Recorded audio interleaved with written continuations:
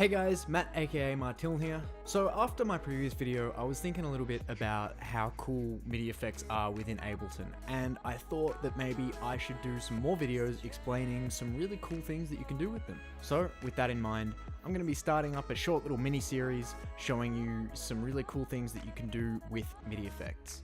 Let's jump right in. So here I am in Ableton Live. I've got this cool little thing that I just really quickly put together that is basically all these patterns and everything are being generated on the fly just with the input of a single bar long MIDI note. And here's what it sounds like.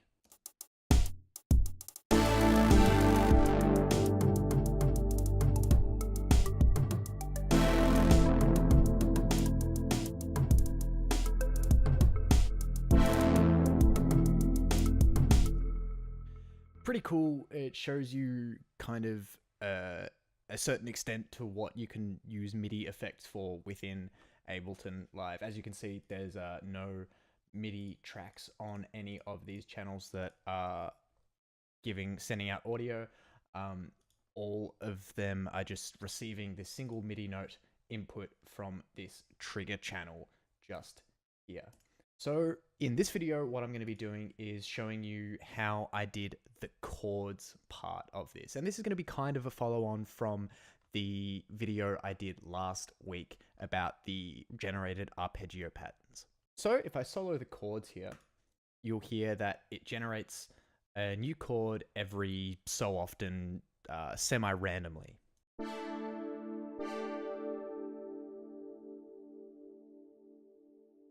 I can change how often this chord generates with this note pass parameter just here, which is using the rack I made in the previous video.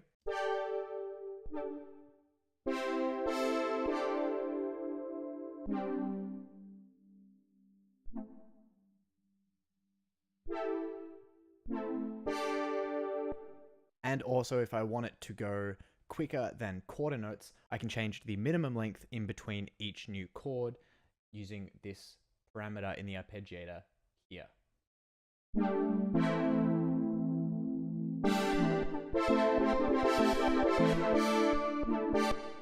Obviously, you don't really want to go any lower than quarter notes, or any faster than quarter notes, I should say. So with that in mind, how did I create this just with the input of a single MIDI note? Well, the process is actually fairly simple, and it can get really, really complex if you want it to, but for the purposes of this, I'm just going to show you the really, really simple way of doing it. So as you can see down here on my chords track, we have 6 MIDI effects. We've got an arpeggiator, a random, a note pass, note length, chord, and a scale. First off, I should quickly mention just how I've routed this. You can see just up here, this just here is the trigger channel. What I've got on there is just a single MIDI note set at C3 for a whole bar. And on this chords channel just here, I've set the MIDI from the trigger channel. Pre-effects, post-effects, post-mixer doesn't really matter. And I've set the monitoring to in. This is to make sure that it always receives this MIDI note regardless of what else is happening. First, let's start off with the arpeggiator. So let's turn everything off. So with the arpeggiator set on and this MIDI note playing, we can hear that a new note is triggered every quarter note or whatever the rate of this arpeggiator is set to.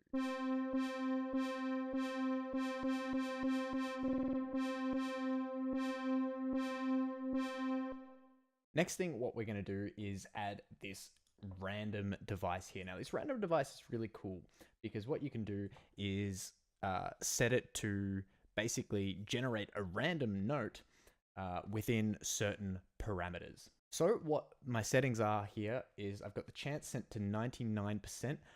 Don't set it to 100, and there's a reason for this, and I'll get to it in a second. I've got the choices set to 7, mode set to random here, the scale to 1, and the sign to byte.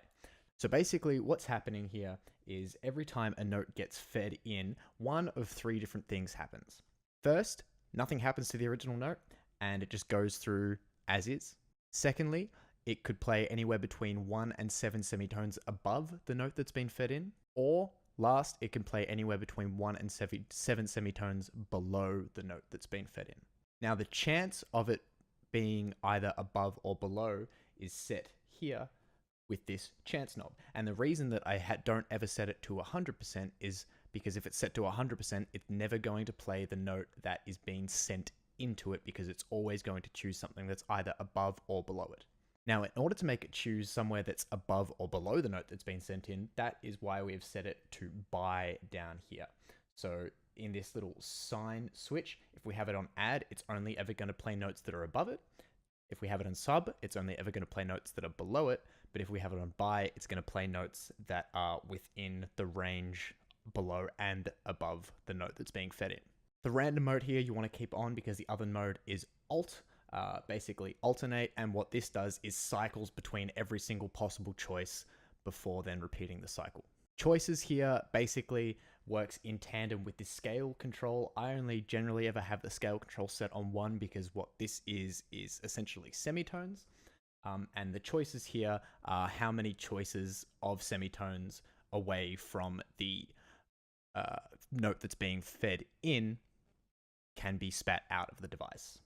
By having this on 7, it'll either go 7 semitones above the note or a maximum of 7 semitones below the note. Hopefully that made sense. It's a little bit confusing, but once you wrap your head around it, it's really cool.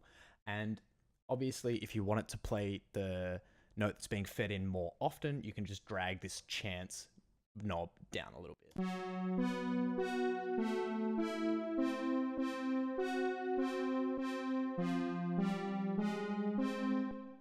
Pretty cool, and you can just generate random patterns with that essentially if you want to, but I'm going to set this back to 99. Actually, I'm going to set it to 75, so we'll give it a little bit more chance to play the normal note. Next thing we're going to add is this note pass rack that I created in the last video. So if you haven't seen that, go and check that out now. I'll put a link to it on the screen up in the top right hand corner. So go check that out now and then come back to this. But basically, acts exactly the same way as it did in the previous video, and just lets a certain number of notes pass through depending on what value this first macro knob is set to.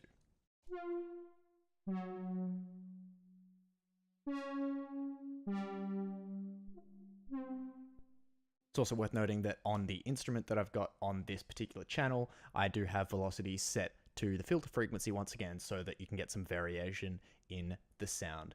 I can also get rid of this variation within the sound within this note pass rack just by dragging this random knob down here.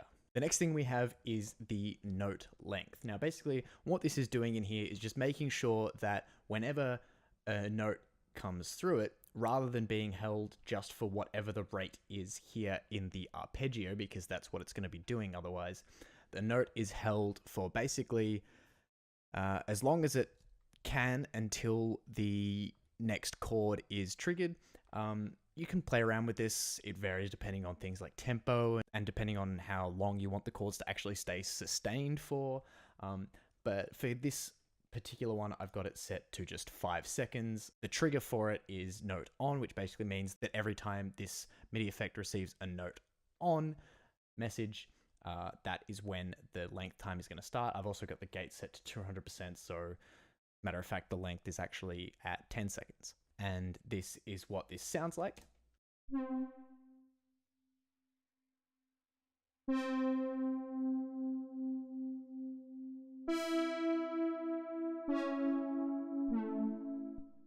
Obviously, because I've got the filter frequency here mapped, it won't hold on for the whole time, so I'll just drag down this random value here so that we can get the full effect of the note length.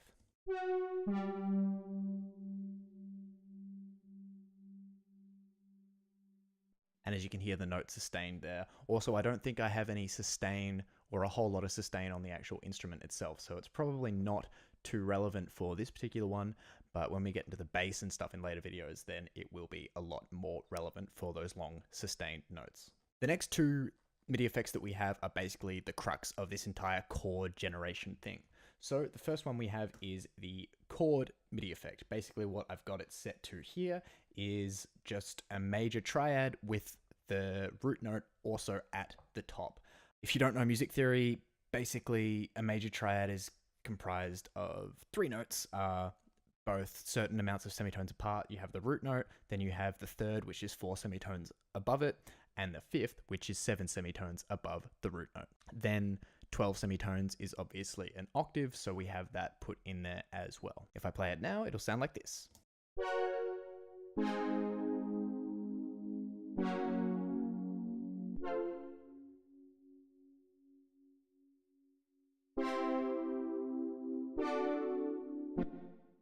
So, as you can hear, we're already starting to get these random chords generated. But as you can hear, some of them are also a little bit out of key. And this is where the scale effect comes in. So basically what the scale effect is doing is snapping every note that comes through it to a note that is within the scale or key that we set. In this particular case, I've gone with the major pentatonic scale, the C major pentatonic scale to be exact. And I haven't changed any of the other parameters so as to just make sure that no matter where the note is played, everything will stay within key. Now, the reason I've gone for pentatonic scale is because it's a nice, easy listening sound and there won't be any clashes or anything. But of course, if you'd rather just a straight major or a minor or whatever, you can also go with that. And that is all of the 6 effects to get something that sounds like this.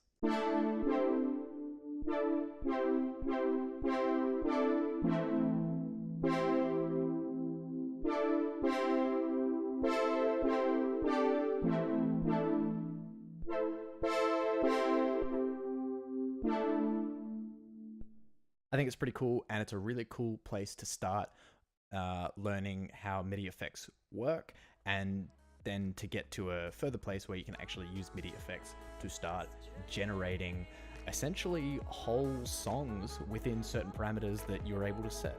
That's it for this video. I hope you enjoyed it and got something really, really useful out of it. I'm going to be doing a few more of these videos, just going through what I've got here in this little set that I've created.